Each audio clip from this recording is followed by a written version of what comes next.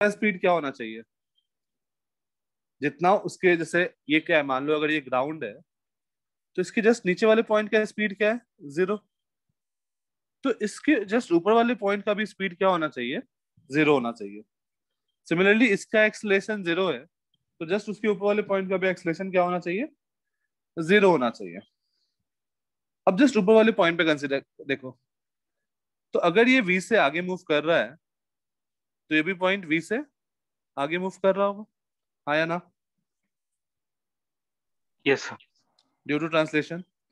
और अगर ये ओमेगा से घूम रहा है तो उस पॉइंट का एक पीछे की ओर वेलोसिटी भी होगा, that is omega R, right. तो वेलोसिटी ऑफ ए को हम लोग लिख सकते हैं आगे की ओर v एंड पीछे की ओर ओमेगा आर। तो नेट वेलोसिटी होगा v minus omega R.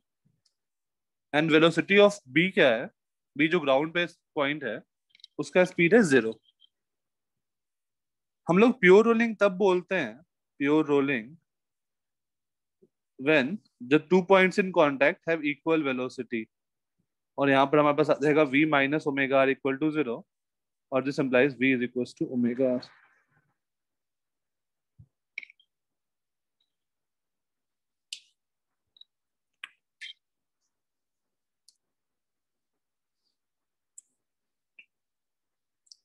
Pure rolling means two point in contact, 2 points in contact should have equal velocity and acceleration, equal velocity and acceleration।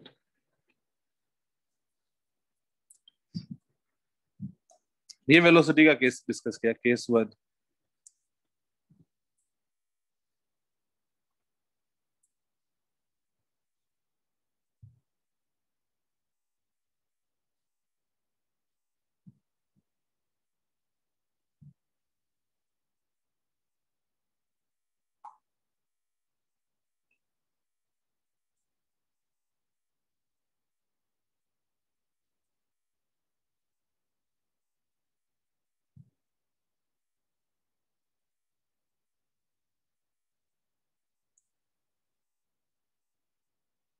Done.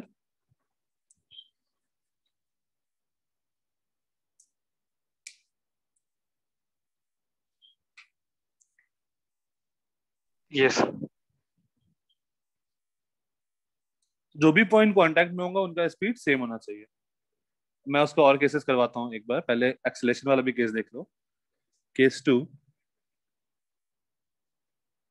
अगर मान लो ये object एक्सलेट कर रहा होता और अल्फा से घूम भी रहा होता, और ये ग्राउंड है,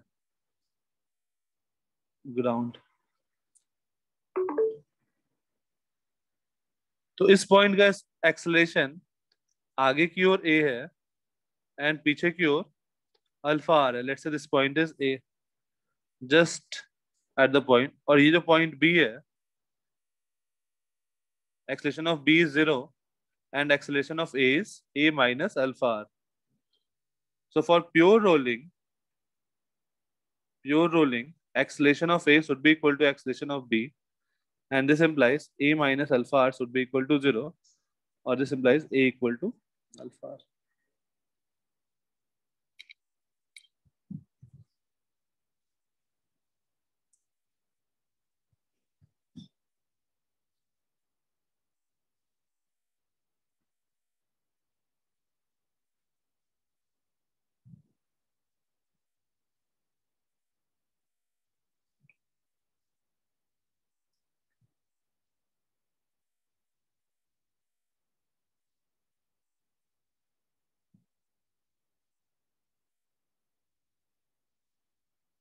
डन।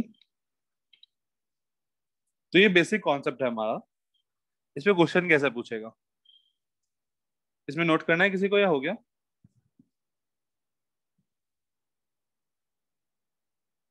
हो गया sir. Done, okay.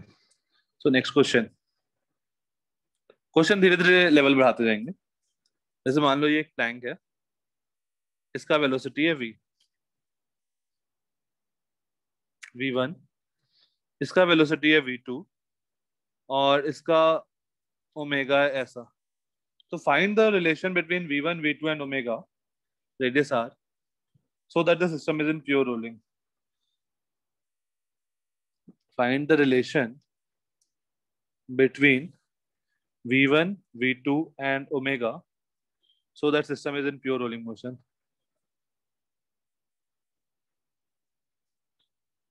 Pure rolling motion.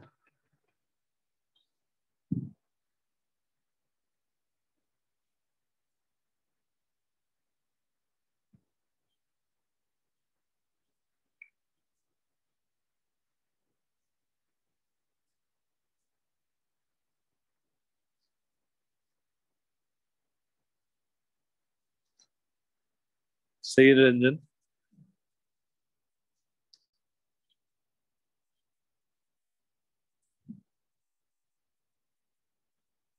ए।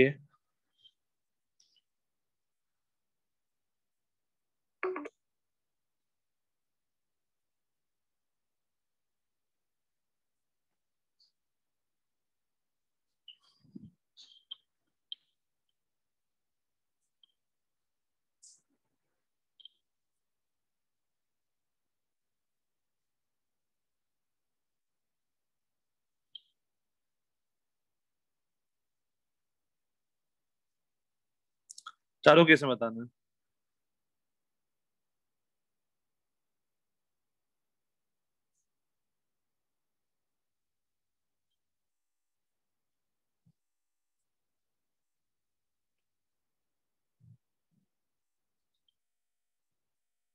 सब सारे केस में radius is are.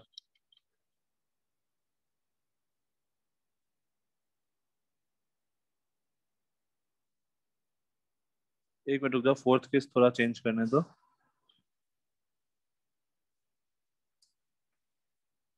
Fourth case में वेलोसिटी इधर है v2।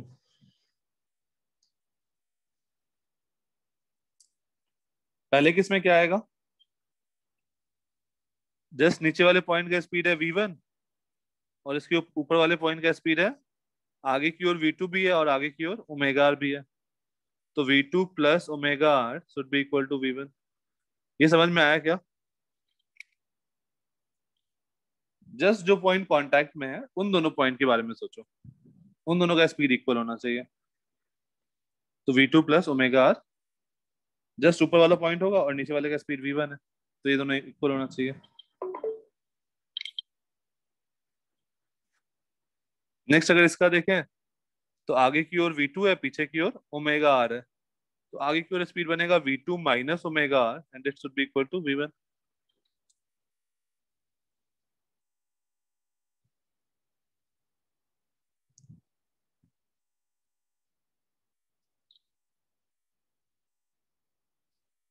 थर्ड वाला केस, इसका स्पीड है ओमेगा आर, पीछे की ओर स्पीड है v1।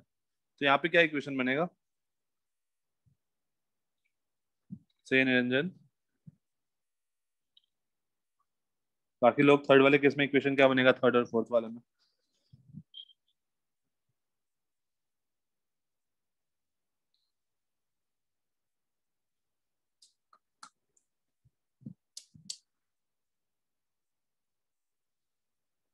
सही है देवांगी।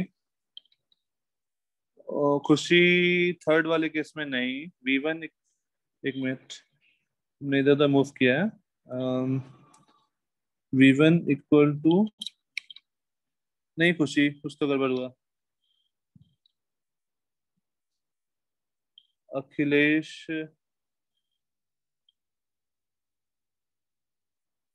बेसिकली आएगा omega R minus v1 equal to v2। अब इसको इधर उधर मूव कर तो कोई दिक्कत नहीं है। आगे की ओर स्पीड ओमेगा आर है, ये v2 के बराबर आएगा। ओमेगा आर माइनस v1, ये v2 होना चाहिए। एक बार चेक करो सुन लो। इस पॉइंट का नेट आगे की ओर स्पीड क्या होगा? Omega R minus v1 and it should be equal to v2,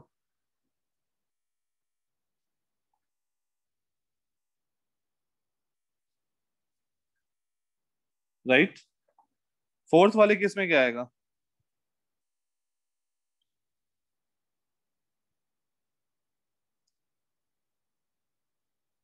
नहीं निरंजन, गलत है।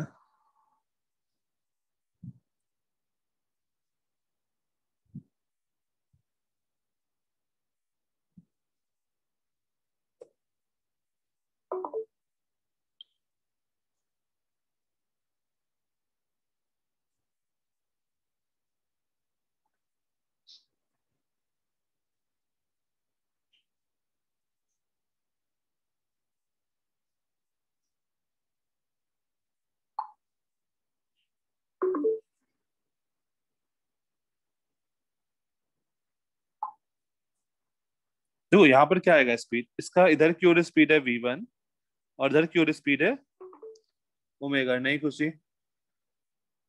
तो v1 और ओमेगा और दोनों पीछे की तरफ है, तो पीछे की ओर नेट स्पीड हो गया v1 प्लस ओमेगा आर पीछे की तरफ, और v2 जो है वो उसके अपोजिट डायरेक्शन में है, तो हम लोग माइनस डाल देंगे यहाँ पे। तो v1 plus omega R equal to minus v2, right?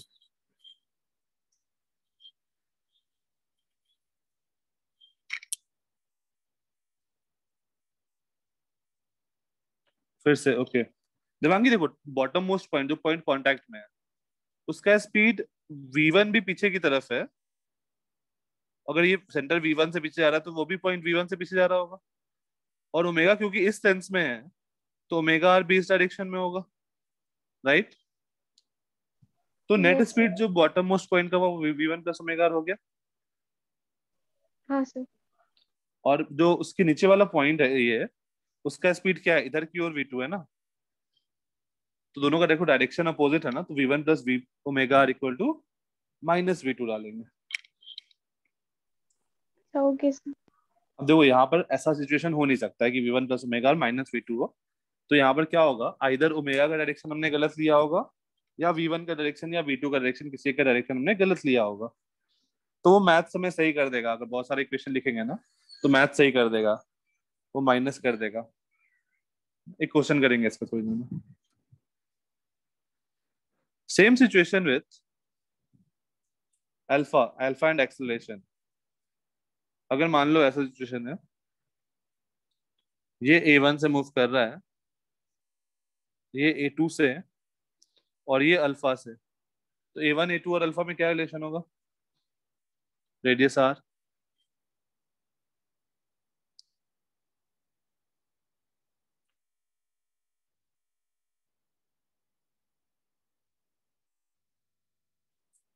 For pure rolling a1 equal to a2 plus alpha, fine Niranjan.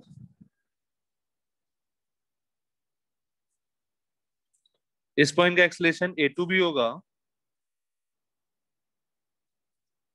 सही है खुशी, और अल्फा आर भी होगा इसी डायरेक्शन में, तो a2 plus alpha R equal to a1।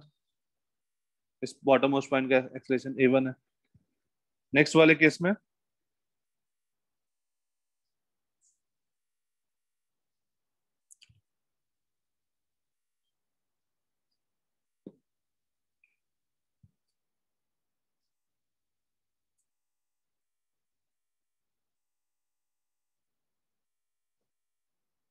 Alpha R minus a2 equal to a1 आना चाहिए था ना, alpha R minus a2 equal to a1, सही है।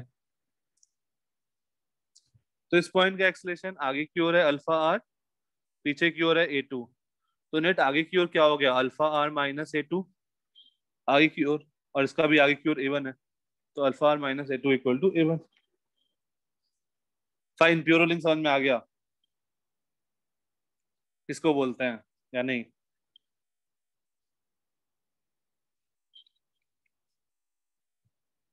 ठीक है, तो बेसिकली प्योर रोलिंग हमें एक इक्वेशन और देगा। जैसे मैं तुम लोग को पुली वाला क्वेश्चन करवा रहा था, तो उसमें मैं A equal to alpha directly use कर रहा था। खुशी अभी क्लियर हो गया जो तुम उस टाइम डाउट पूछी थी, ए इक्वल टू अल्फा कैसे होगा?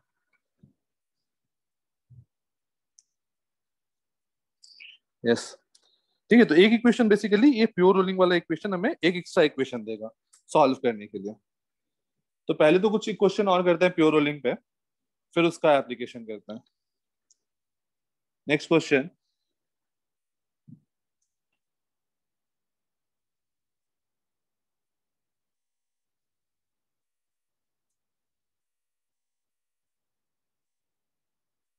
लेट्स से ये ग्राउंड है, इसका वेलोसिटी v नॉट है, v नॉट इज 2 मीटर पर सेकेंड, रेडियस इज 1 मीटर। तुमको बताना है इसका वेलोसिटी क्या होगा। There is no slipping at any point, there is no slipping at any contact.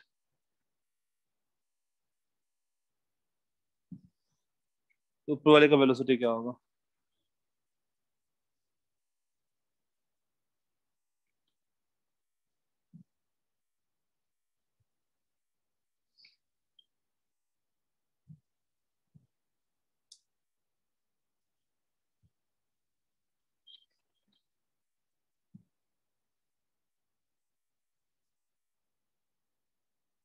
What is v, वही v नॉट है 2 मीटर पर second, sorry.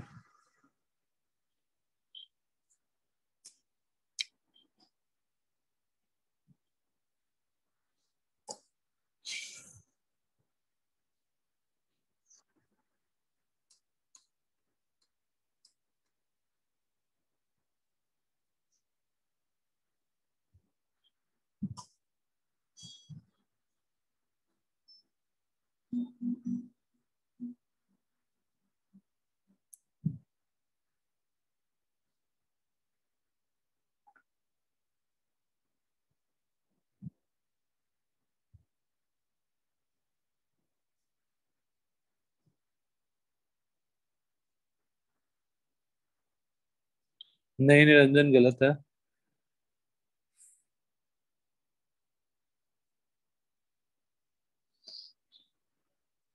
How to find omega, कुछ ही पता नहीं, सोचो। क्वेश्चन फिर से पढ़ो। There is no slipping at any contact, no slipping at any contact. Okay,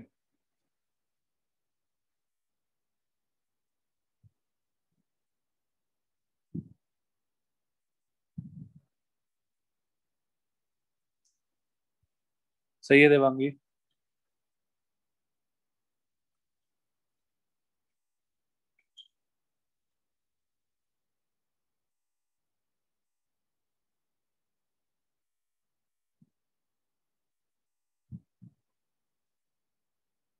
सही है खुशी।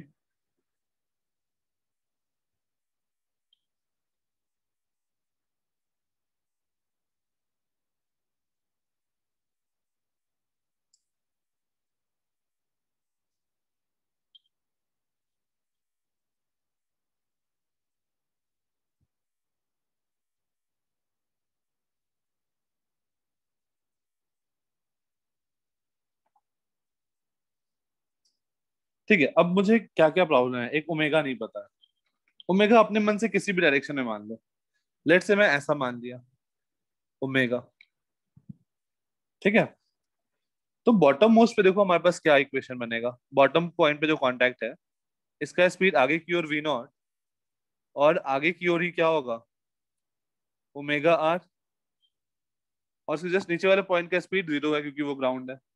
तो हमारे पास पहला इक्वेशन बना V not plus 2 omega equal to 0, और this implies 2 omega equal to -2। Sorry, R1 दिया है ना, ओमेगा इंटू 1। तो हमारे पास पहला इक्वेशन ही क्या बन गया, ओमेगा इक्वल टू -2 रेडियन पर सेकेंड। अब देखो -2 का क्या मतलब है।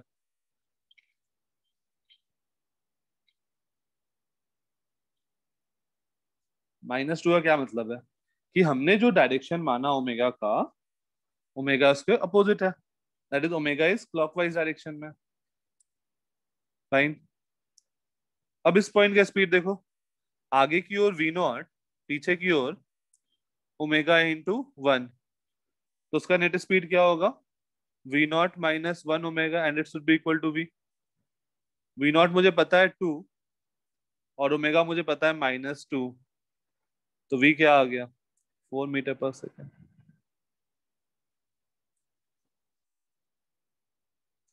फाइन, इजी था।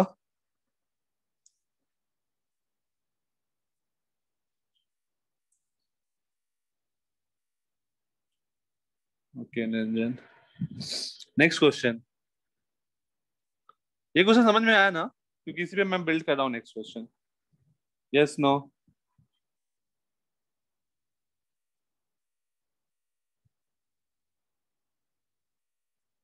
Okay fine.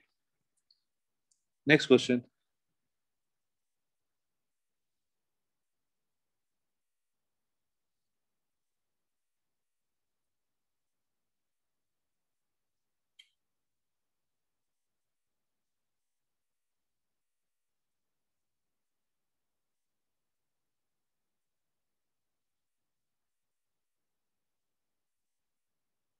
ग्राउंड,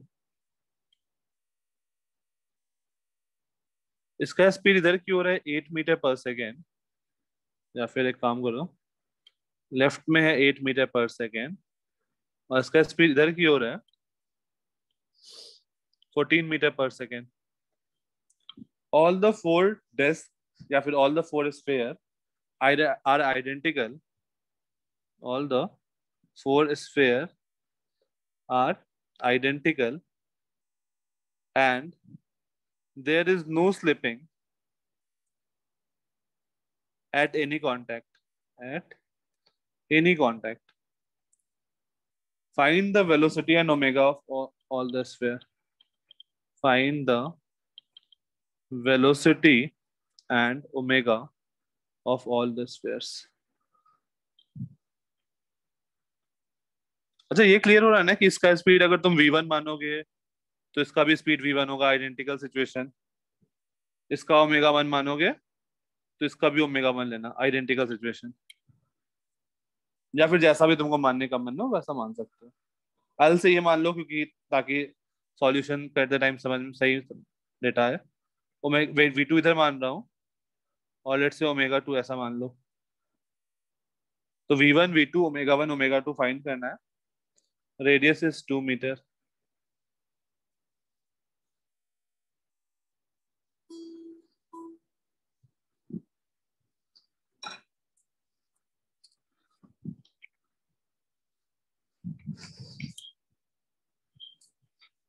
कितने लोगों को क्वेश्चन देख के डर लग गया?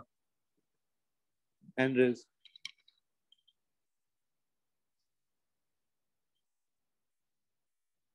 देवांगी, ओके, और चिन्मयी, नहीं चिन्मयी नहीं, रिमझिम। ठीक है, तुम दोनों एकदम स्टेप बाय स्टेप सॉल्व कर देखो, क्वेश्चन आराम से होगा, बिल्कुल आराम से होगा। बस देखने में ऐसा डरावना सा है, बट है बहुत इजी।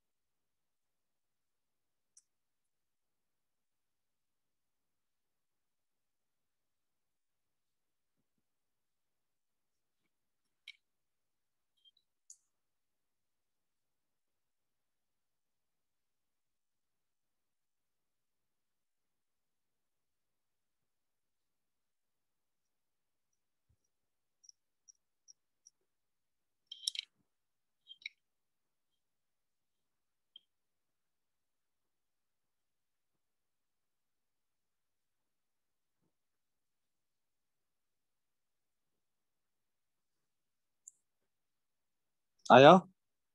एटलीस्ट एक दो डेटा तो आ गया होगा अभी तक।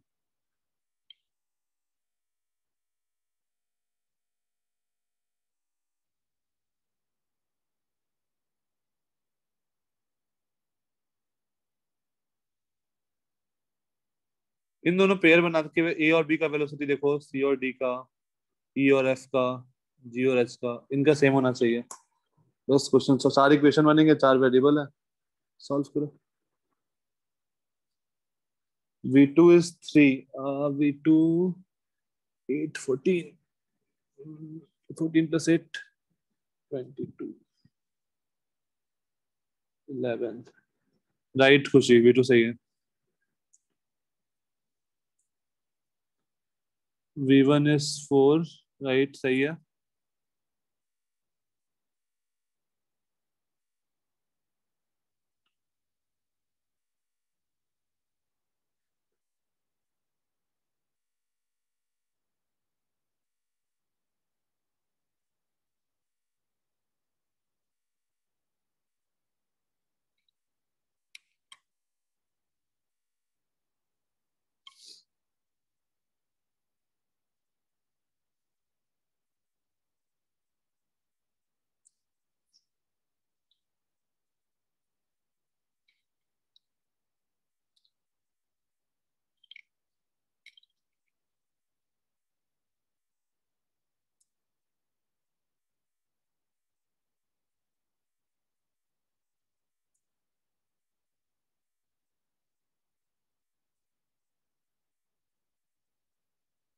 Omega 2 is 5.5।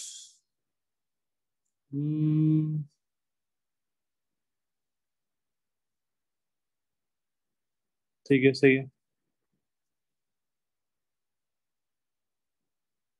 Omega 1 is 4, Omega 1 शायद 4, हाँ 4 नहीं, Omega 1 एक बार फिर से कैलकुलेट करना।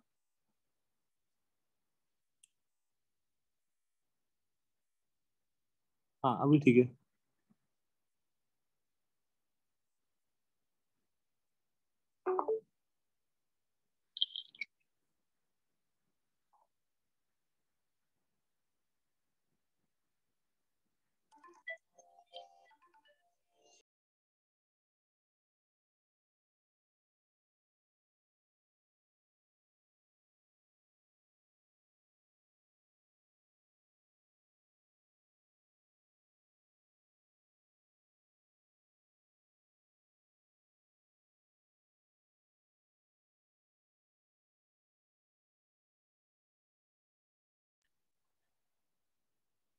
चलो देखते हैं, ए करके आओ। पॉइंट ए का स्पीड क्या है? ए का स्पीड 0 है, ग्राउंड है क्योंकि। तो बी का स्पीड भी क्या होना चाहिए? 0। तो बी का स्पीड की अगर बात करो तो आगे की ओर V1 है, पीछे की ओर 2 ओमेगा 1 है। तो पहला इक्वेशन बनेगा हमारे पास V1 माइनस 2 ओमेगा 1। पहला इक्वेशन बनेगा, ए का स्पीड 0 था, तो V1 minus 2 omega 1 equal to 0 for A and B. Next C और डी पे आओ। तो सी का स्पीड आगे की ओर V1 है, और इसी साइड 2 ओमेगा 1 भी है, और डी का स्पीड पीछे की ओर 8 है। तो V1 plus 2 omega 1 equal to -8।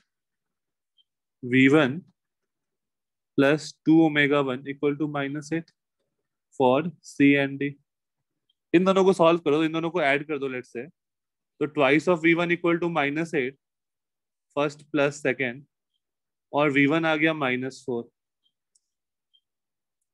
जैसे ही V1 -4 आया, this implies -4 minus 2 omega 1 equal to 0। पहला वाले क्वेश्चन में पुट किया, और ओमेगा 1 आ गया मुझे -2 रेडियन पर second. What does this mean? ये दोनों माइनस का क्या मतलब है? जो मैं डायरेक्शन एज्यूम किया हूं, दोनों उसके अपोजिट होगा। मतलब ये जो स्फेयर्स है नीचे वाले, उसका इधर की ओर स्पीड होगा 4 और 2, इधर की ओर स्पीड 4 होगा, और ये ऐसे घूम रहा होगा 2 पे। राइट, कोई दिक्कत यहाँ तक? इजी है देवांगी एंड रिमझिम, इजी था।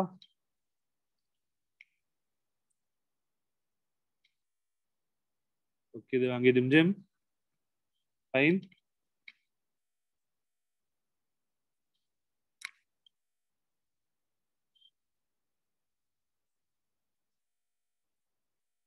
रिमझिम फाइन, सही है। Yes sir. ओके, अब पॉइंट ई और एफ का बात करो। तो एफ का स्पीड इधर की ओर v2 भी है और ओमेगा 2 आर भी है, और ई का स्पीड 8 है नीचे की तरफ। तो v2 plus omega 2 R is equal to 8। तो एक इक्वेशन हमारे पास बनेगा v2 plus omega 2 into R is equal to 8 for D, for E and F. और ऊपर वाले पॉइंट के लिए आओ, तो जी का स्पीड ओमेगा 2 इधर है, ओमेगा 2 आर, और v2 इधर है। तो omega 2 into R minus V two is 14। 2 omega 2 minus v2, 2 omega 2 minus v2 is 14. Let's say this is third and fourth. तो 3 प्लस 4 कर दो, तो ये आ जाएगा 4 ओमेगा 2 इज इक्वल टू 22।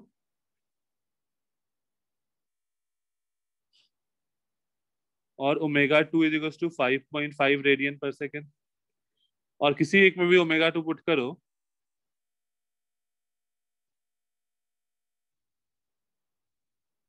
तो v2 प्लस 11 इक्वल टू 8 और v2 इक्वल टू -3। तो इसका मतलब है 5.5 पॉजिटिव में आया है और -3 आया है। इसका मतलब है जो ऊपर वाला स्फेयर है उसमें मैंने ओमेगा 2 का डायरेक्शन तो सही एज्यूम किया 5.5, और v2 का डायरेक्शन गलत एज्यूम किया 3। फाइन, कोई दिक्कत।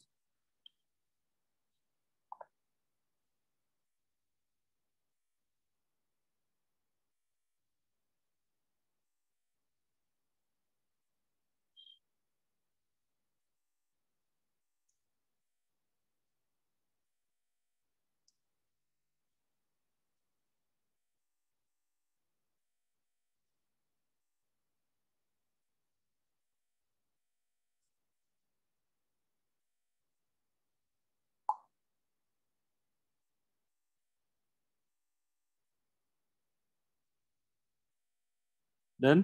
ओके ट्रांजन।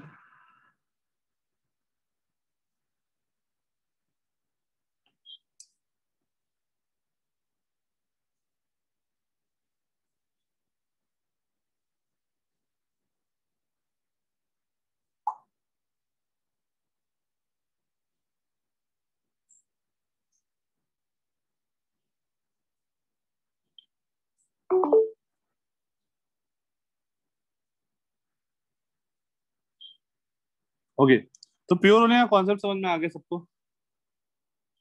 अब देखो इसका एप्लीकेशन कैसे पूछेगा क्वेश्चन। ये क्वेश्चन काफी ज्यादा इंपॉर्टेंट है। Let's say this angle is theta, और यहाँ पर हमने एक,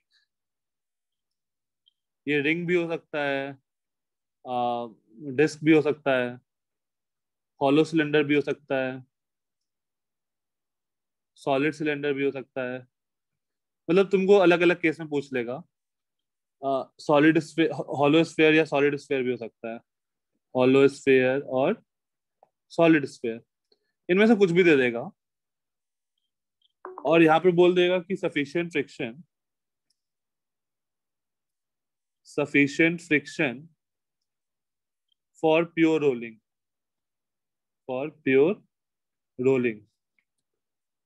इसको मैंने इस वेज पे से, ये वेज फिक्स है, इस वेज वेज पे से छोड़ दिया।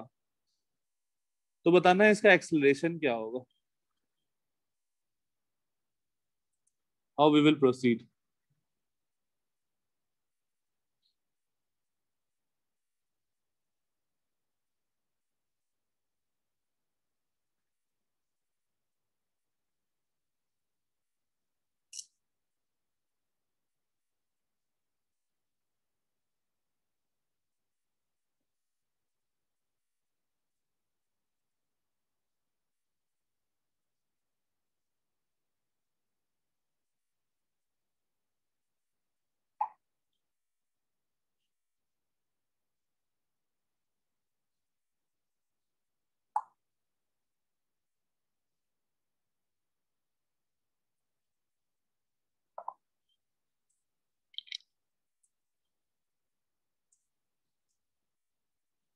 फाइन, सबसे पहले इसका एफबीडी बनाओ। मतलब ये फिगर बना लो, मतलब मैं तुमको सॉल्व करके बता रहा हूँ। पहले फिगर बनाओ। फिगर बन गया सबका? उसके बाद एफबीडी पे सोचो क्या क्या फोर्स लग रहा होगा इस पे। हाँ निरंजन, एफबीडी में क्या क्या फोर्स होगा? सर mg sin थीटा लग रहा होगा, हाँ mg cos थीटा उसके परपेंडिकुलर नॉर्मल लग रहा होगा। Okay, M G sine theta, M G cos theta, एक नॉर्मल इधर, और एक फ्रिक्शन। फ्रिक्शन किधर लग रहा होगा? पीछे लग रहा होगा। पीछे लग रहा हो, ठीक है चलो मैं मान लेता हूँ। अगर नहीं होगा तो डायरेक्शन चेंज आ जाएगा। इस फ्रिक्शन को मैं क्या लिखूं? म्यू एन लिखूं या mu M G cos theta लिखूं या एफ लिखूं?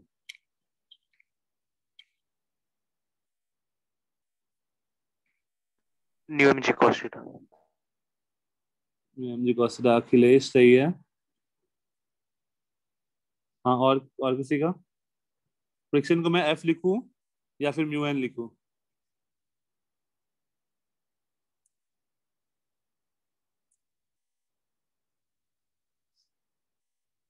हम लोग फ्रिक्शन को एफ लिखेंगे, क्योंकि जरूरी नहीं है ना कि मैक्सिमम फ्रिक्शन लग रहा हो। ऐसा कहीं पे हम लोग बात किए क्या कि फ्रिक्शन मैक्सिमम लग रहा होगा? ऐसा हमने कहीं पे स्टेटमेंट दिया? जब नो भी सर। प्योर रोलिंग हुआ है, क्या हमने ऐसा कहीं पे स्टेटमेंट लिखा जहां से हमने स्टार्ट किया सफिशिएंट फ्रिक्शन वाला? कहीं पे भी ऐसा नहीं बोले कि फ्रिक्शन मैक्सिमम लग रहा होगा, राइट? तो जरूरी नहीं है फ्रिक्शन मैक्सिमम लगे, बस ये एक चीज है कि उतना फ्रिक्शन दे सकता है जितना रिक्वायर्ड है। तो इसलिए मैं टर्म यूज कर रहा हूँ sufficient friction for pure rolling. तो सफिशिएंट फ्रिक्शन क्यों यूज हो रहा है ये पता चला, सो दैट कि जितना यस सर। फ्रिक्शन रिक्वायर्ड हो उतना मिल सके उसको। ओके, अब इक्वेशन क्या क्या लिखाएगा?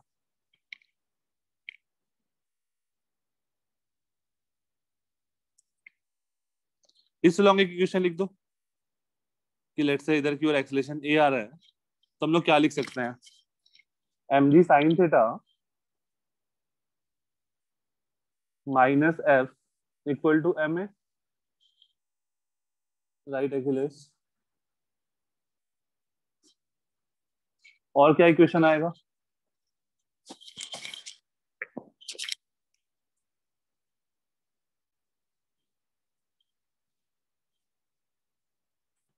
सर ओमेगा अज्यूम करके निकल लिख सकते हैं।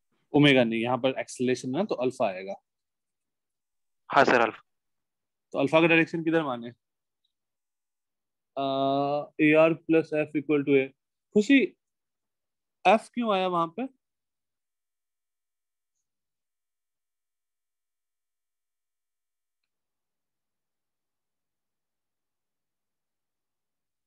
ए आर इक्वल टू ए आएगा ना। ये देखो इस पॉइंट का एक्सेलरेशन क्या है? जीरो। इस पॉइंट का एक्सेलरेशन अल्फा और पीछे और ए नीचे। तो हमारे पास इक्वेशन क्या बनेगा? ऊपर वाले पॉइंट का एक्सेलरेशन है A minus alpha R and that should be equal to zero. Second equation. अब हमारे पास वेरिएबल है एफ, ए और अल्फा। एक और इक्वेशन चाहिए। ओके खुशी, थर्ड इक्वेशन क्या बनेगा?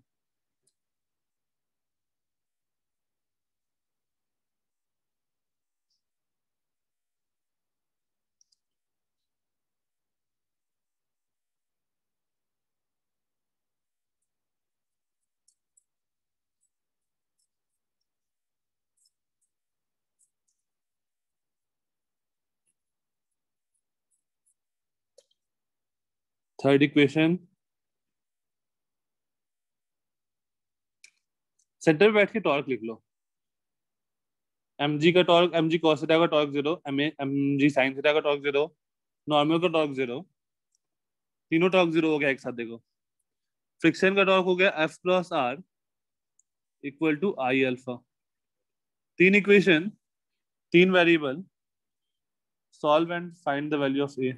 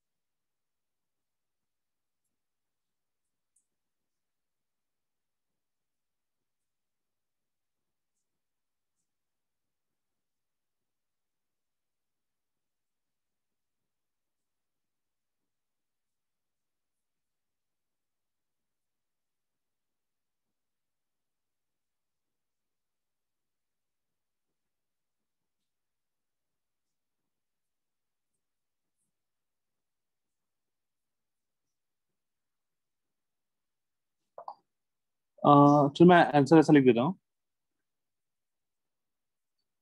अखिलेश ऐसा आएगा, acceleration equals to G sine theta upon 1 + I/mr²। ऐसा कुछ एक्सप्रेशन बनेगा सबका।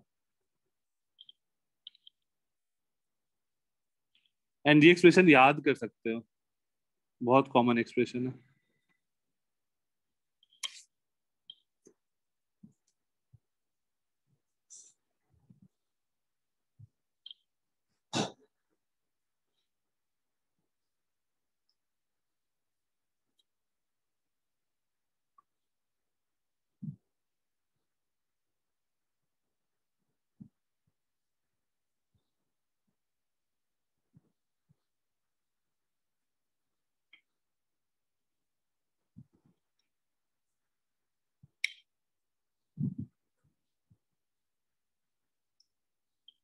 आया। I found from F R F yes Akhilesh सही है। ओके खुशी।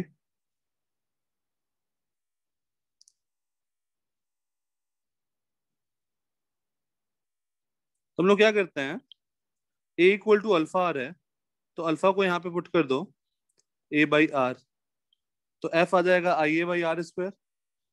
इसको सब्स्टिट्यूट कर दो ऊपर वाले में, राइट। तो हमारे पास इक्वेशन है F इक्वल टू एंड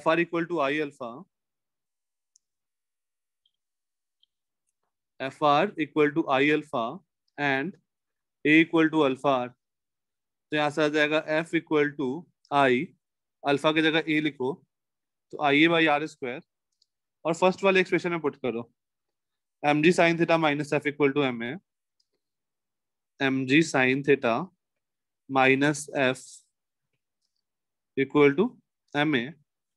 तो यहाँ से आ जाएगा mg sin थीटा। मैंने तुम लोग को रेडियस ऑफ गायरेशन बताया था कि नहीं बताया था? डाउट क्लास में नहीं, ऐसे नॉर्मल क्लास में। Yes okay. mg sin theta upon m+I/r²। m से डिवाइड कर दो पूरे एक्सप्रेशन को, तो g sin theta, not exactly in detail, okay fine, g sin theta upon 1 + I/mr²। Okay खुशी, वो हम लोग कर लेते हैं एक बार। मुझे भी नहीं याद है यार कि मैंने तुम लोग को वो इक्विवेलेंट चीज बताया था कि क्यों होता है वो चीज, बस इतना बता दिया था कि मोमेंट ऑफ इनर्शिया को m² से इक्वेट कर दो, शायद बस ये बताया था।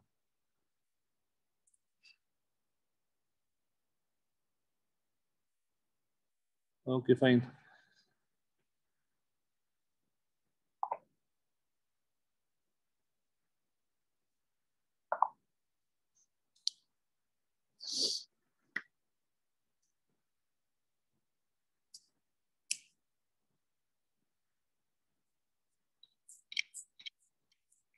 तो बहुत सारी बुक में क्या करेगा, ये एक्सप्रेशन तो है, अब आई को m² पुट कर देगा और डायरेक्ट रिलेशन लिख देगा g sin theta upon 1 + K² / R², या फिर K/R का whole square.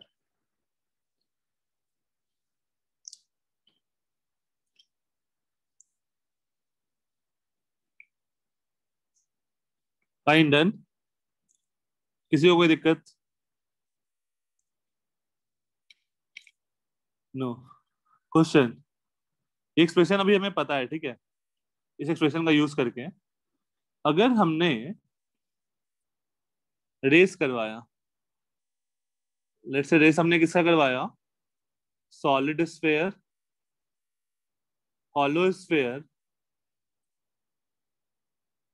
Ring, disc, solid cylinder and hollow cylinder का, इन छह का हमने रेस करवाया, 1 2 3 4 5 6, छह अलग अलग सिचुएशन है। इन छह का हमने रेस करवाया और जो नीचे सबसे पहले पहुंचा वो जीत गया। तो कौन जीतेगा? सेम हाइट से छोड़ा है, सेम एंगल ऑफ इंक्लिनेशन पे।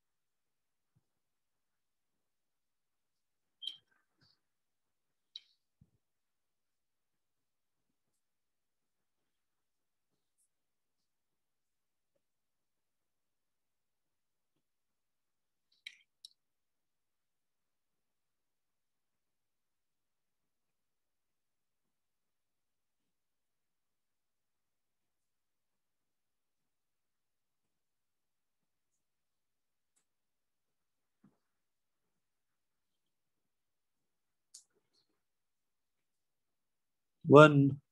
ओके, कैंसर है वन।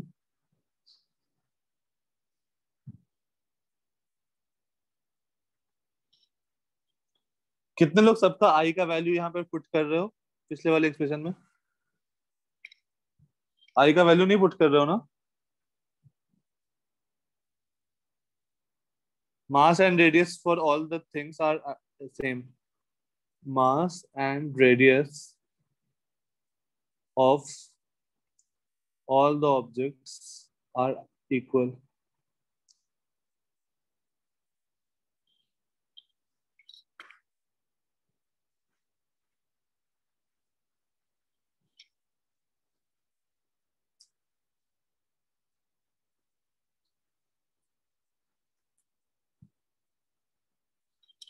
खुशी सही है। बाकी लोग जल्दी थोड़ा सा मैथ्स लगाओ, कॉमन सेंस। कैलकुलेशन में नहीं विश्वास करेंगे।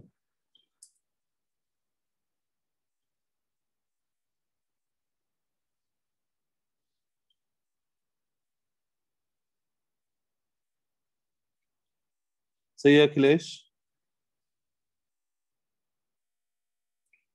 हाँ अखिलेश, कैसे किया?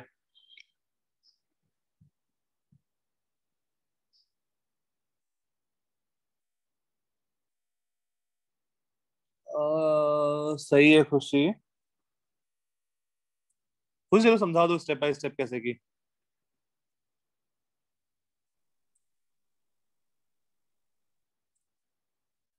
सबसे पहले क्या सोची?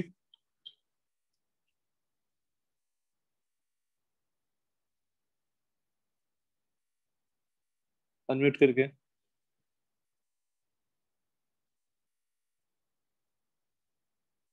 No Khushi, you are not.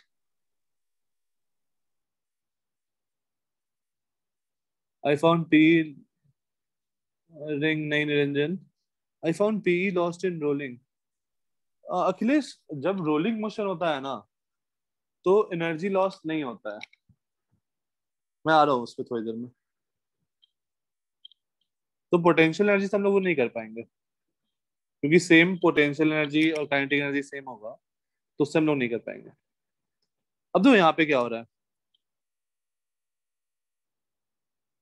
जिसका मोमेंट ऑफ इनर्शिया टाइम से कम होगा वही ना। हाँ हाँ देवांगी, हमारे पास एक्सप्रेशन है acceleration is G sine theta upon one plus I by M R square, right? ये एक्सप्रेशन है। सारे ऑब्जेक्ट के लिए जी सेम है, साइन थीटा सेम है, वन सेम है, एम आर स्क्वायर सेम है। डिफरेंट क्या है? आई। अब डेफिनेटली जिसका आई छोटा उसका ये क्वांटिटी छोटा, और जिसका डिनोमिनेटर छोटा उसका ओवरऑल वैल्यू बड़ा। तो आई छोटा, दिस इंप्लाइज एक्सेलरेशन बड़ा, राइट? और एक्सेलरेशन अगर ज्यादा होगा this implies it will reach bottom first. It will reach bottom first, yes और no?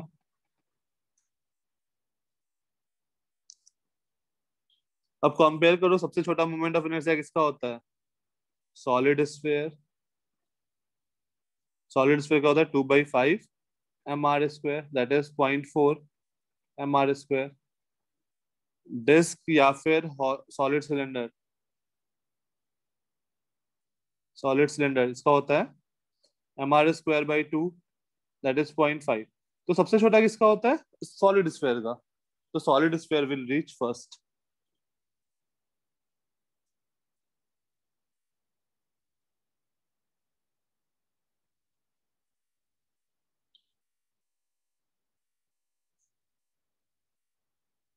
Solid sphere 2/3 M R square, that is 0.66 M R square. और this implies solid sphere will reach first। Last कौन होगा?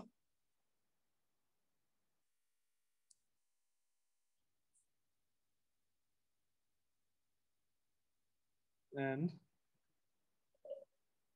दो answer आएगा last का, ring या फिर hollow cylinder. Basically same. Ring or hollow cylinder will reach last.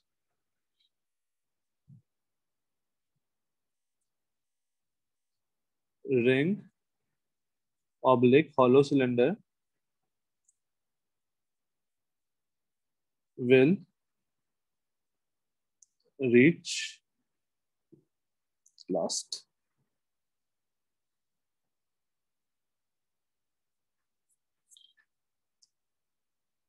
Easy था.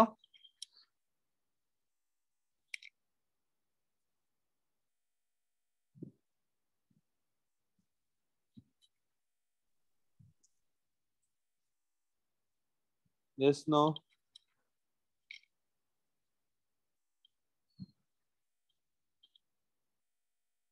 Yes. अच्छा, यहाँ पर तुमसे ऐसा भी पूछ सकता है किसका एक्सेलरेशन सबसे ज्यादा होगा. Highest acceleration, lowest acceleration. Highest acceleration, lowest acceleration. Highest किसका होगा?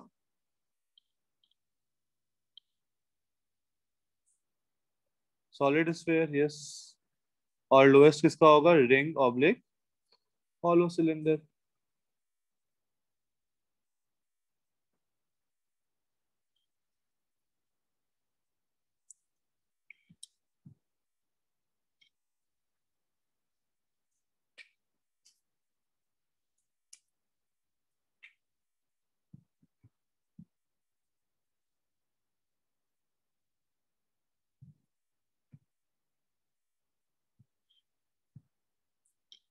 फाइन, कोई दिक्कत?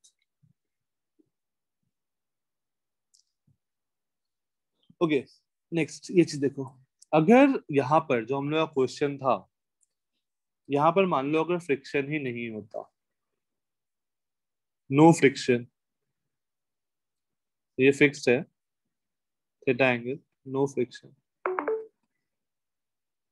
या फिर फ्रिक्शन इज एब्सेंट, तो क्या होता? Friction is absent. अगेन वही है, रिंग, डिस्क, कौन पहले नीचे पहुंचेगा? स्फीयर और hollow sphere. Hollow sphere. Yes खुशी, right. Which one will reach bottom first? Which one will reach bottom first?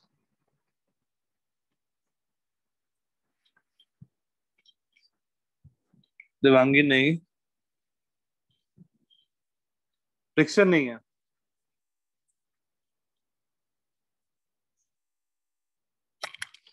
Niranjan नहीं.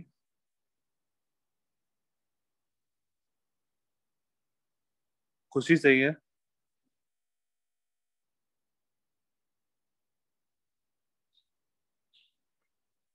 देखो फ्रिक्शन नहीं है ना, तो यार उसको घुमाएगा कौन?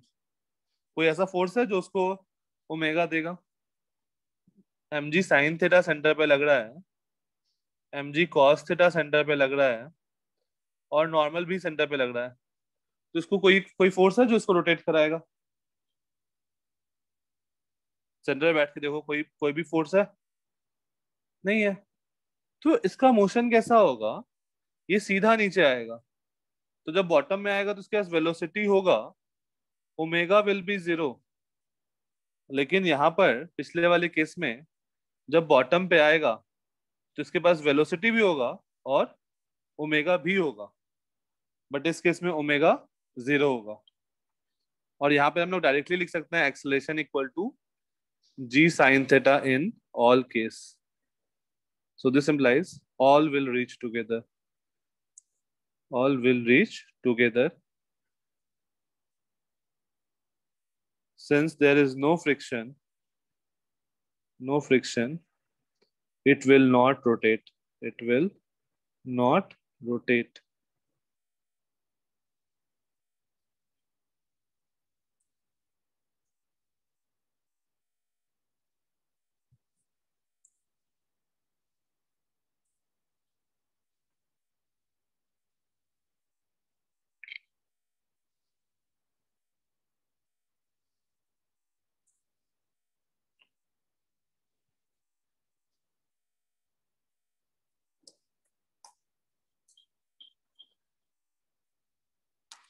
डन।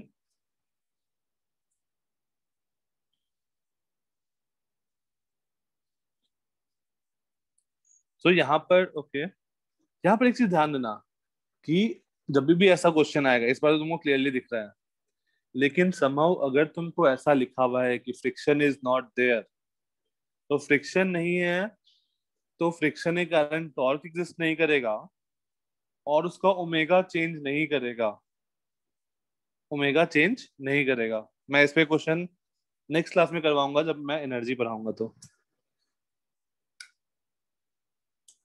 उस टाइम देखते हैं कितने लोग को याद रहता है ये कॉन्सेप्ट। सो याद रखना, नेक्स्ट क्लास में इसका एप्लीकेशन होगा।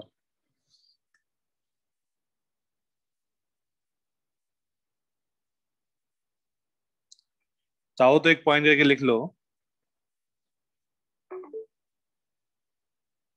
यस खुशी, एक पॉइंट करके लिख लो, note, if there is no external torque, if there is no external torque, then omega will not change। क्योंकि अगर टॉर्क एक्सटर्नल जीरो हुआ, दिस इंप्लाइज अल्फा जीरो होगा, और this implies delta omega equal to zero होगा, और this implies omega will remain constant. इसका हम लोग एप्लीकेशन करेंगे नेक्स्ट क्लास में।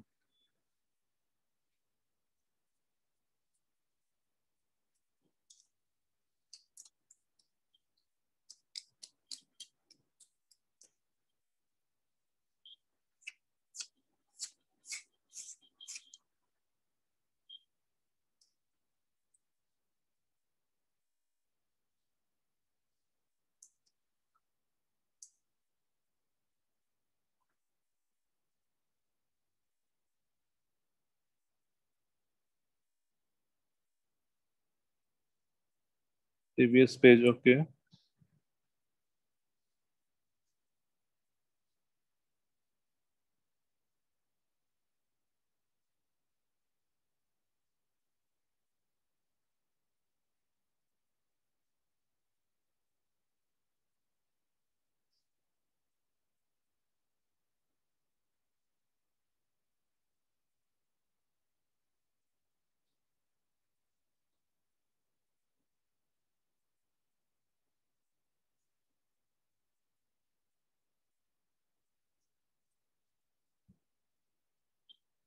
Done, fine.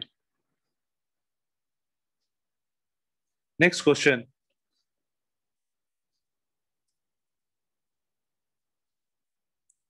अगेन हमारे पास एक ring, disc, solid sphere, hollow sphere, कुछ भी है, पता नहीं क्या है। इस पे मैं एक फोर्स लगा रहा हूँ एफ सेंटर पे, mass M, radius R, and sufficient friction for pure rolling. बताना है इसका एक्सेलरेशन क्या होगा। Sufficient friction for pure rolling, find the acceleration. तो आई के टर्म में सॉल्व कर लेना।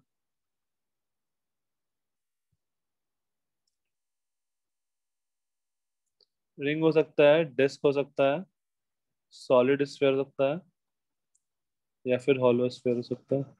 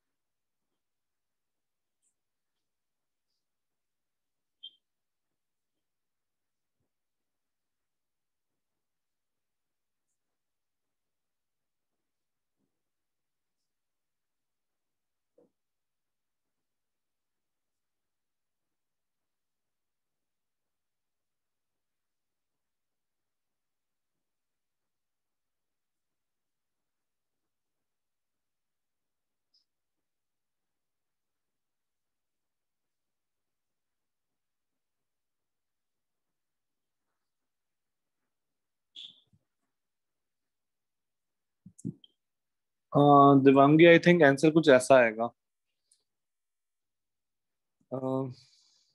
F upon M plus I by R square.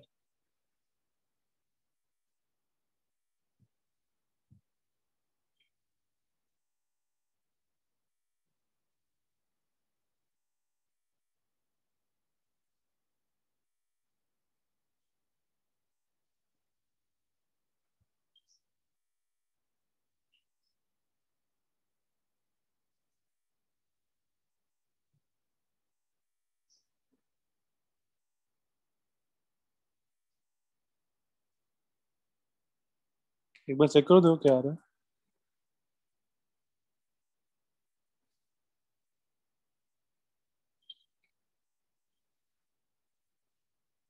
Okay खुशी, फाइन।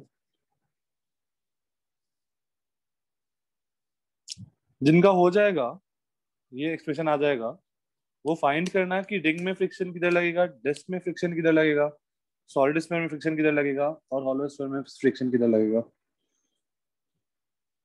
जैसे मैंने एज्यूम कर लिया फ्रिक्शन पीछे है, तो किसी केस में निगेटिव आ रहा है क्या friction? Just hold on a minute.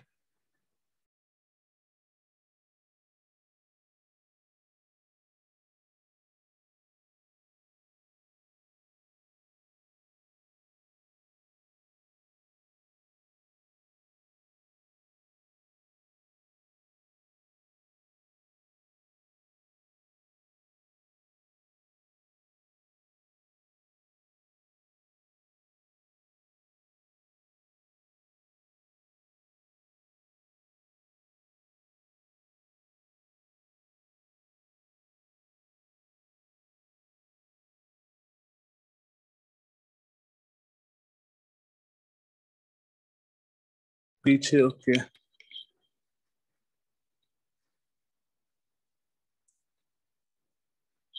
चलो इसको सॉल्व कैसे करेंगे? पहला इक्वेशन आएगा F minus F equal to M A.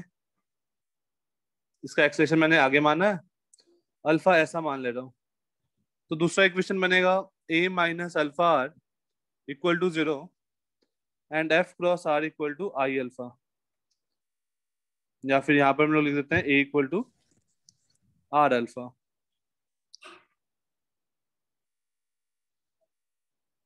तो यहाँ से हमारे पास बन जाएगा F equal to I, alpha को ए बाई आर पुट करो तो I A by R square, so F minus I A by R square equal to M A. तो यहाँ से आ गया F equal to M plus I by R square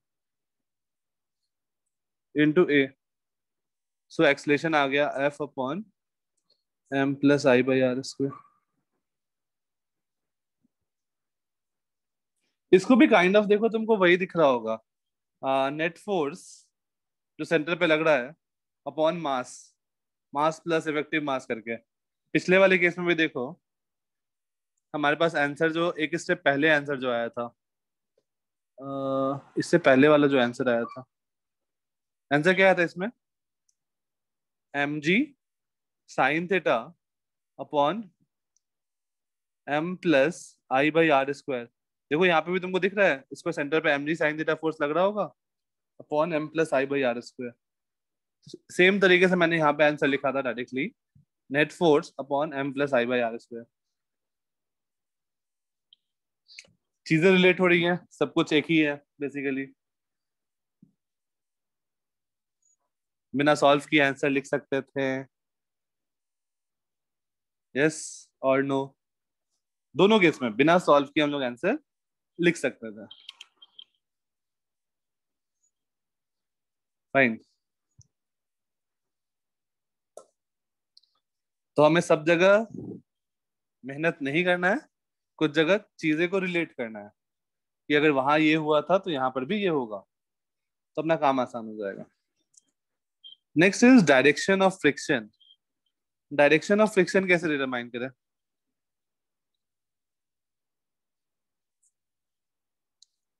in all these cases acceleration जो है, ring हो, disc हो, solid sphere हो या हॉलो स्फीयर हो।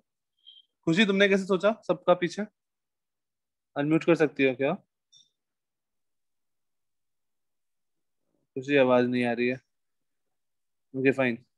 और कोई कोई लॉजिक देना चाहता है? मतलब एक तो तरीका है कि मैं एफ को कैलकुलेट कर लूँ सारे केस में।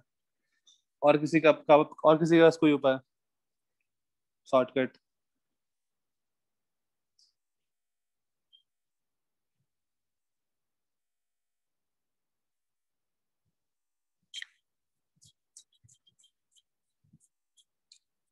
नहीं, ठीक है। तो सर यहाँ पर मैं, हाँ अरे हाँ बोलिए। इसके अंदर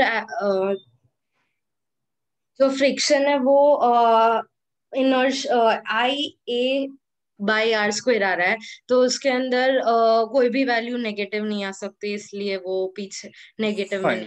फाइन फाइन फाइन फाइन, सही है। यहाँ पर जो मेरा एक्सेलरेशन है, this is positive quantity for sure. तो F is I A by R square. I भी पॉजिटिव है, ए भी पॉजिटिव है, आर स्क्वायर भी पॉजिटिव है सारे केस में। ये बोल सकते हैं। दूसरा हम लोग ऐसा बोल सकते हैं कि इन ऑल द केसेस एक्सेलरेशन जो हमारा आ रहा है वो एफ बाई एम से छोटा आ रहा है। आया ना? In all the cases acceleration will be less than F by M. Yes और नो?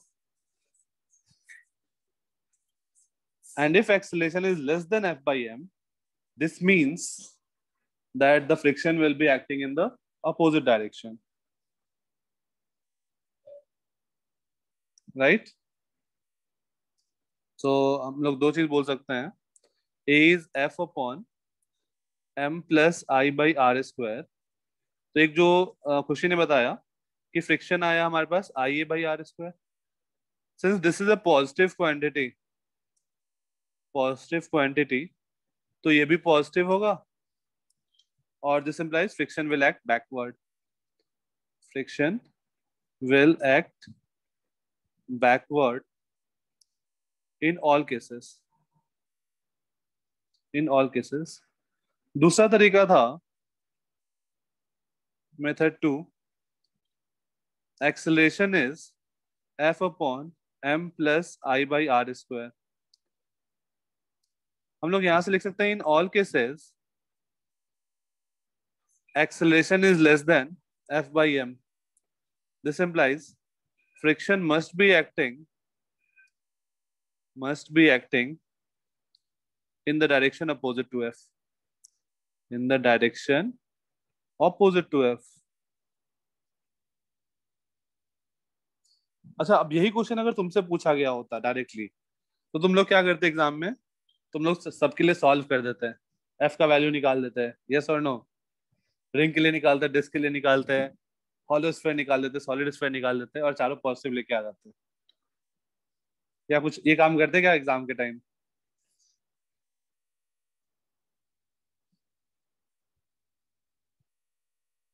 तो एक काम करना है, जैसे जब तुम लोग क्वेश्चन सॉल्व कर रहे हो ना, रोटेशन का कोई भी क्वेश्चन तुम सॉल्व करो, तो सबसे पहले एक स्टेप एक बार सोच लेना कि हाँ मैं क्या करने वाला हूँ आगे।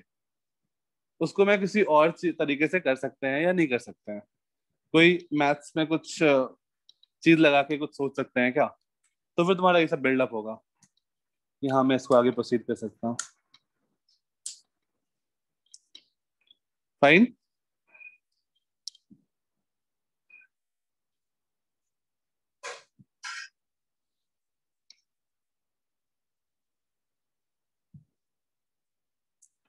Okay, so next question is, अगर मैं यही फोर्स इंस्टेड ऑफ सेंटर, अगर मैं यहाँ पे फोर्स लगाऊं, फिर क्या आएगा एक्सेलरेशन?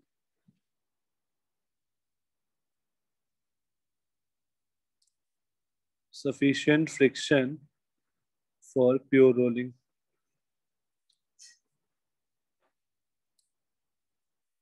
ring disc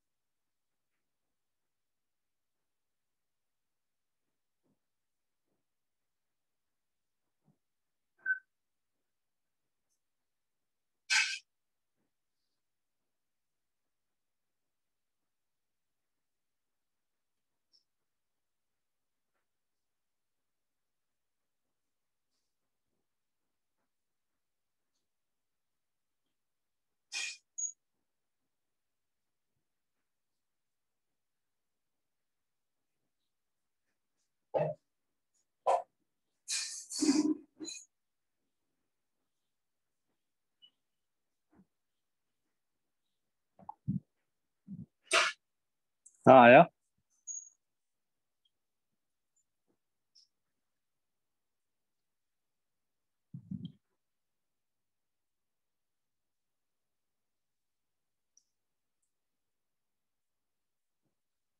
इसका आंसर क्या आएगा? मैं सॉल्व की है।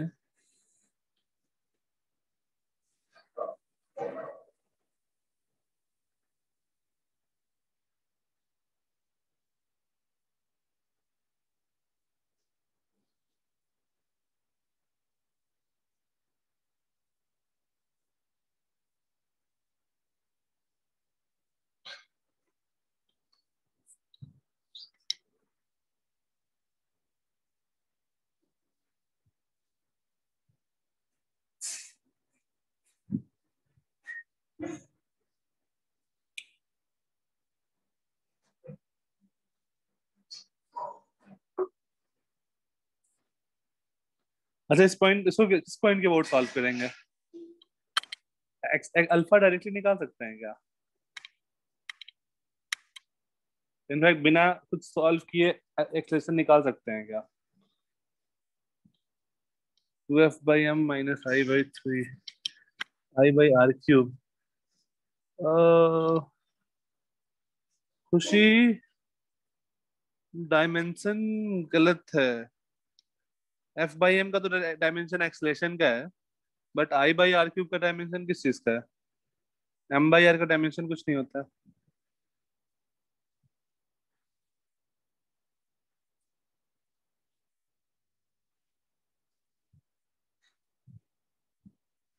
चलो एक बार सॉल्व करते हैं, फिर डायरेक्ट आंसर देखते हैं। 2f/m प्लस आई निरंजन, अगेन f/m तो एक्सलेशन का डायमेंशन हो गया, और एक्सलेशन में तुम वो कैसे ऐड कर सकते हो? r=a। यस खुशी, अल्फा आर इक्वल टू ए तो होना ही है फॉर श्योर। जब भी सफिशिएंट फ्रिक्शन हो इसका मतलब प्योर रोलिंग है। और तुम अगर इसका एक्सलेशन ऐसे मानो अल्फा, तो यहाँ पर ए है, यहाँ पर अल्फा आर है।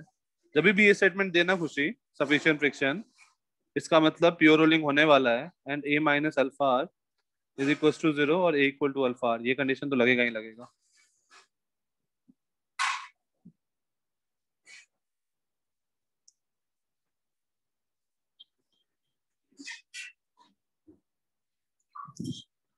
दूसरा क्या लिख सकते हैं? यहाँ पर फ्रिक्शन लग रहा है, तो F minus F equal to M A. Okay, ये हो सकता है। और एक और टॉर्क के लिए लिख सकते हैं, F plus F cross R equal to I alpha.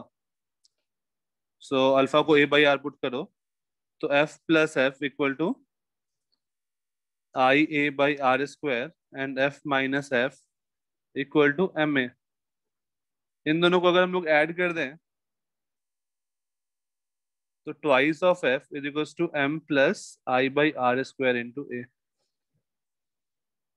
और a is equal to 2f/m plus I/r²। बिना सॉल्व किए ये लिख सकते थे क्या? बिना सॉल्व किए?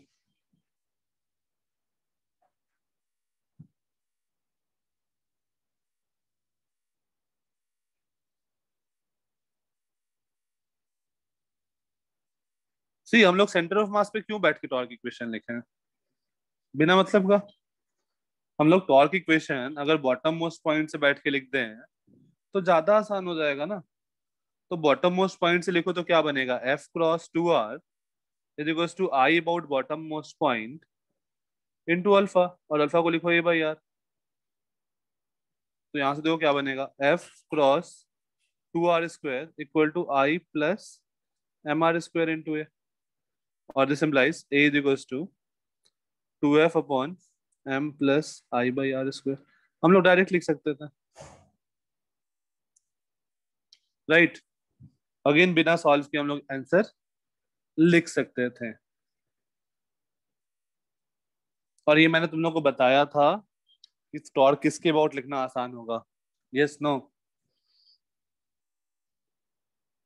फर्स्ट इक्वेशन कैसे आया? कौन सा निरंजन, पहला वाला ये वाला इक्वेशन या नेक्स्ट स्लाइड का?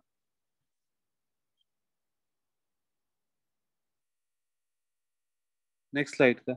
बॉटम मोस्ट पॉइंट पे बैठ जाओ निरंजन। मैंने बॉटम मोस्ट पॉइंट पे बैठ गया तो फ्रिक्शन का टॉर्क 0 और ये डिस्टेंस क्या हो जाएगा, 2r हो जाएगा ना। तो टॉर्क हो गया F cross 2r। Moment of inertia मुझे इस पॉइंट के अबाउट लेना पड़ेगा, that is I plus mr square into alpha. Got Yes. It? Okay.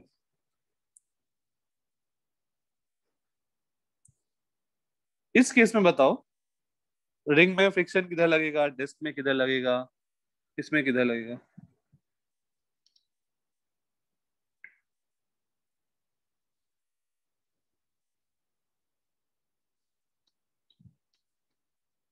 इसके बाद कोई क्लास नहीं है ना अभी?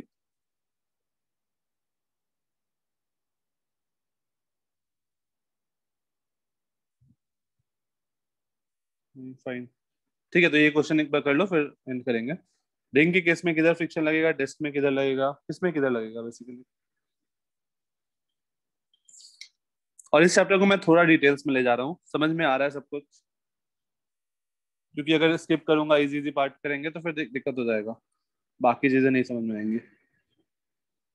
तो अभी तक सब कुछ समझ में आ रहा है ना? इजी चल रहा है बिल्कुल? Yes no? It is considered as one of the most difficult chapter in the portion of NEET or JEE.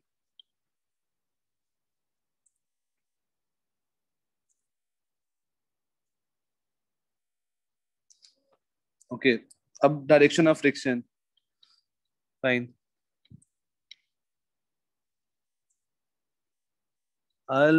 Till now the main thing has come or not? नहीं खुशी।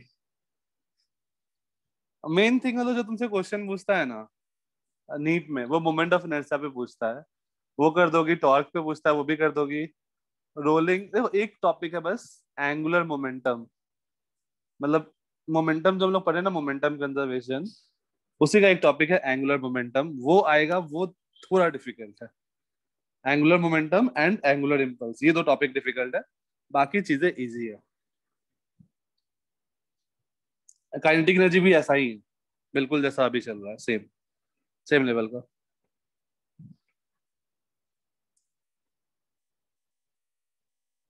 डायरेक्शन ऑफ फ्रिक्शन,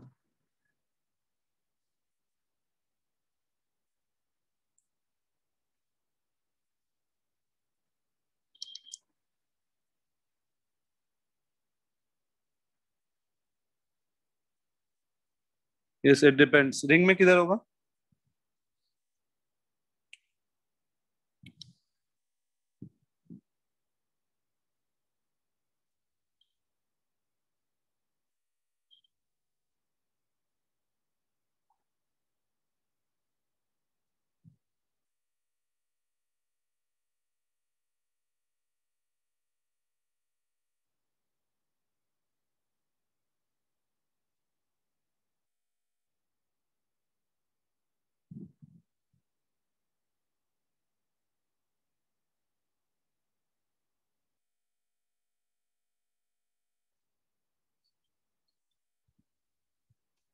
इस quantity को देखो, इस quantity का value क्या आने वाला है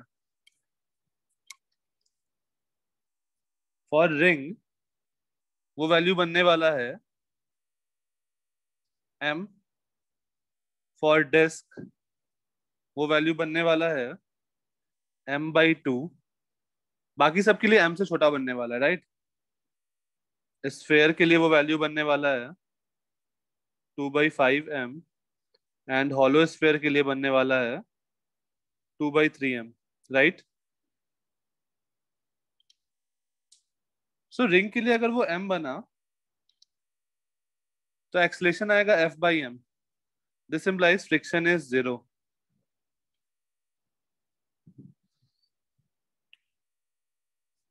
रिंग के लिए देखो m बना तो 2F/2m दैट इज F/m बन गया।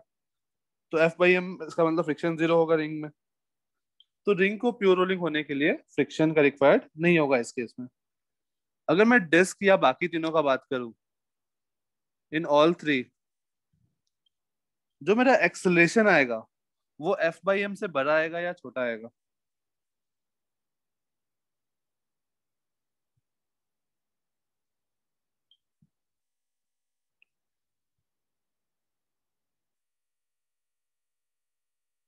In all the three case, other three case, the value of acceleration will be less than or more than F by m. Acceleration is less than F by m. नहीं, acceleration will be greater than F by m. एक बार फिर देखो, denominator जो है वो 2m से छोटा है for sure, right? Denominator 2m से छोटा है, तो एक्सलेशन क्या होगा? Greater than F by M आएगा ना। और अगर एफ बाई एम से ज्यादा आ रहा है, this implies direction of friction किधर होगा? Forward, will be in front towards left. Direction of friction इधर होगा। एक बार सॉल्व करके देखना सबके लिए, देखना फ्रिक्शन निगेटिव आ जाएगा, फ्रिक्शन का वैल्यू।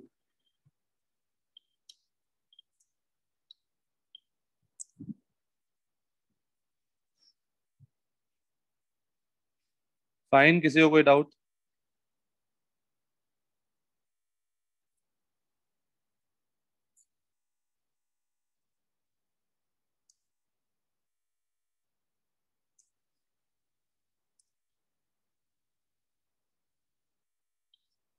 रिमझिम लेफ्ट नहीं करना कोई। हॉलो, हाँ हॉलो सिलेंडर ऑल्सो जीरो।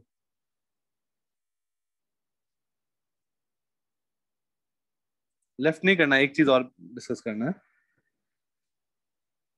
अब देखो हमारा सिचुएशन क्या हुआ, मतलब जो ये वाला केस है और जो पहले वाला केस था, उन दोनों केस को मैं रिलेट करता हूँ।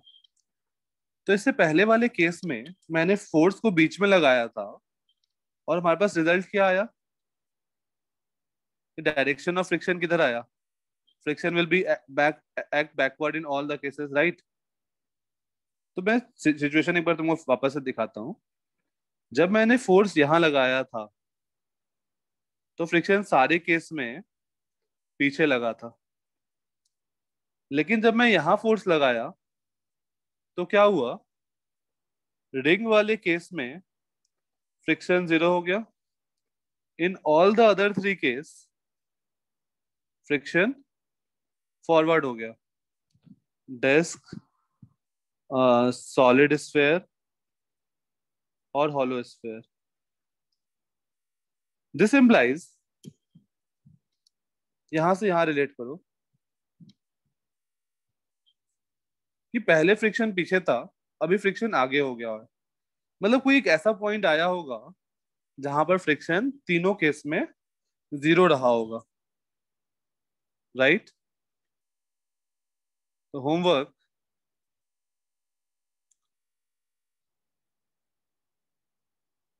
तुम्हें एक्स फाइंड करना है such that friction is zero for disk, sphere and hollow sphere.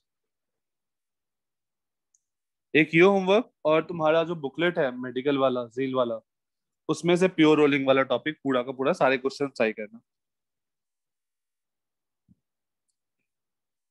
Fine.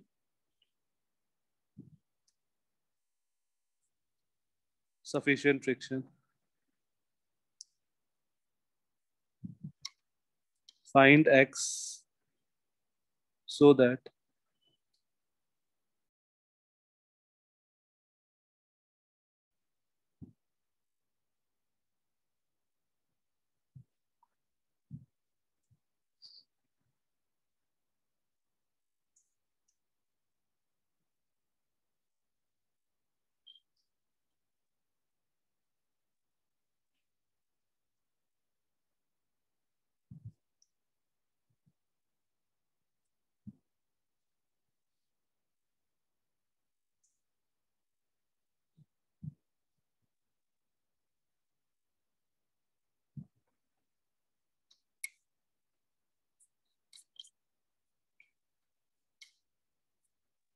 Done. किसी को कोई डाउट?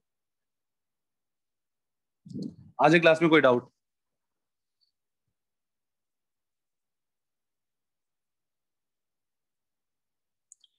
ठीक है, तो हम लोग अपना मीटिंग यहाँ पे एंड करते हैं। अगर किसी को कोई डाउट है तो बता दो, कहीं